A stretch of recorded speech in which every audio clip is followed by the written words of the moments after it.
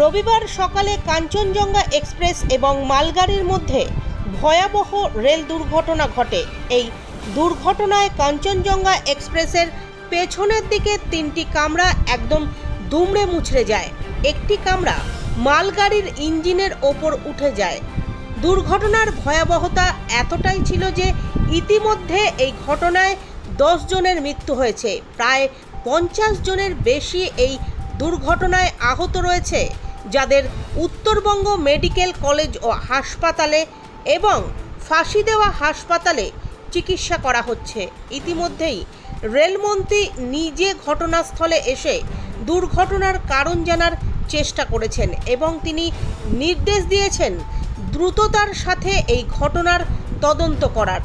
পরবর্তীতে মুখ্যমন্ত্রী Uttarbanga medical college হাসপাতালে আসেন এবং যারা আহত রয়েছেন তাদের সাথে দেখা করে কথা বলেন। এরপর একে একে রাজ্যপাল এবং বালুরঘাটের সাংসদ সুকান্ত মজুমদার তিনিও উত্তরবঙ্গ মেডিকেল কলেজ ও হাসপাতালে আসেন এবং আহতদের সাথে কথা বলেন। পাশাপাশি ডাক্তারদের সাথেও তারা কথা বলেছেন যাতে দ্রুততার সাথে ওই আহতদের চিকিৎসা সম্পন্ন করা সম্ভব হয়। সোমবার সকাল থেকেই আপলাইনে রেল চলাচল শুরু হয়েছে। নিউ জলপাইগুড়ি স্টেশন থেকে হাওড়াগামী শতাব্দী এক্সপ্রেস তার গন্তব্যের উদ্দেশ্যে রওনা হয়েছে। এছাড়াও বেশ কয়েকটি মালগাড়িও আপলাইন দিয়ে চলাচল করছে।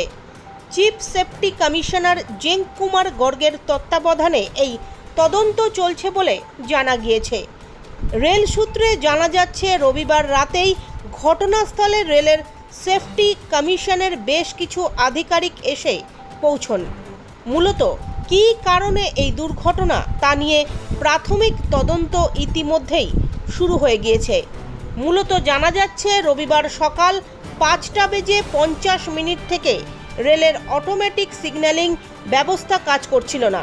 সেই কারণে কাঞ্চনজঙ্ঘা এক্সপ্রেস এবং মালগাড়ির লোকো পাইলটকে TA 912 ফর্ম দেওয়া হয়েছিল। যেমনটা জানা যাচ্ছে নিয়ম মেনেই কাঞ্চনজঙ্ঘা এক্সপ্রেসের লোকো পাইলট রেলকে আগেই নিয়ে যাচ্ছিল, কিন্তু রেল সূত্রে যা জানা যাচ্ছে মালগাড়ির লোকো পাইলট অতিরিক্ত গতিতে গাড়ি নিয়ে আসে কাঞ্চনজঙ্ঘার পেছনে সজোরে ধাক্কা মারে, যার কারণে এই দুর্ঘটনা ঘটেছে বলেই প্রাথমিক সূত্রে জানাচ্ছে রেল কর্তৃপক্ষ। इनके बाद जो दुर्घटना हुई थी उसके बाद से लगातार रेल कर्मचारी काम कर रहे थे और बहुत मेहनत से उन्होंने जितने इन्फ्रिंजमेंट वगैरह था सबको हटाया। और जैसा कि आपने देखा था कि कल शाम को 6:30 बजे जो अप लाइन थी उसको फिट दिया गया था डीजल से चलने के लिए, और डीजल से बहुत सारी ट्रेनें आपने चलते हुए भी देखी होंगी।